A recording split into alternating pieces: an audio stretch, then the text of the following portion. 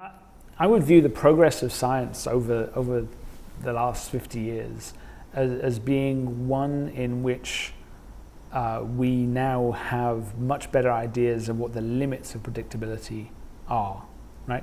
There was boundless enthusiasm in the 1920s and the 1940s that we would be able to calculate everything, right? That we would be able to find code for how people made decisions, and we'd be able to mold them to make better decisions, and we'd be able to push them in directions. So there are limits to the science. No. So, but the science has got better because the science has told us where there are limits, right? So, I mean, I'll give you an example from physics. So, Newtonian physics, there's no actual limit to how much energy you might be able to take out of a mass of fuel or anything. There's no limit. It's effectively you could find in a Newtonian view, you might be able to find a chemical that would give you infinite amounts of energy.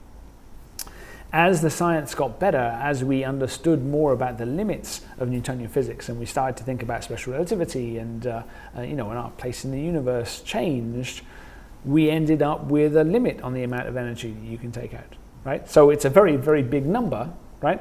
But there's a number now, right? So we put limits on what was possible, right? Our understanding of weather forecasting, right? In the 1920s, when people started to first think about this, and in the 1940s with von Neumann and the first computers, people thought that we would be able to calculate things exactly, right? And it was only in the 1960s that we realized that even if you knew everything exactly, you would still see these huge unpredictable things happening because of Lorenz's butterfly effect and dynamic chaos as a whole. And so that limited what we might hope to predict. And so when you started off and you look at these people from the 1950s, and you look at their direct lines to the White House, that was predicated on an idea that there were no limits to predictability, that if we just talked to the smartest people and that we just worked it out with the smartest technology, that we would know what to do. Don't we just have to simplify, at the end of the day, so we can actually have some kind of agency to have an impact somewhere in that system?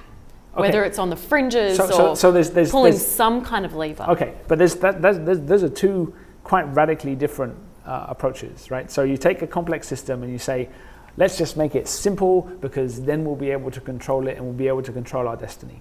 But and I'm not accusing you of this, but that was the same philosophy that the communists in Cambodia used. Let's go back to year zero. Let's get rid of all the educated people. They're just confusing us with their education. Let's just go back to an agrarian thing. Let's just go back to simplicity, and that was an abomination, right?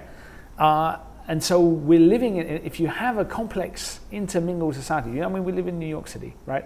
Hugely complex, millions and millions of people, and yet the city functions, which always blows me away, quite frankly. And it reacts and is resilient, and every day we get fed, we go to work, we have money, we have leisure, we do art, we go for a walk in the park. Right. Every day it works. But on that individual level, so if we want more people to have agency, then, but isn't the point to if we're talking about education, are we trying to teach everybody about the chaotic emergent system, or just communicate the aspects that are the most fundamental? And clearly we still need the people and the science that I would like to think that education was all about teaching people to educate themselves, right? But that's my idealism talking, right?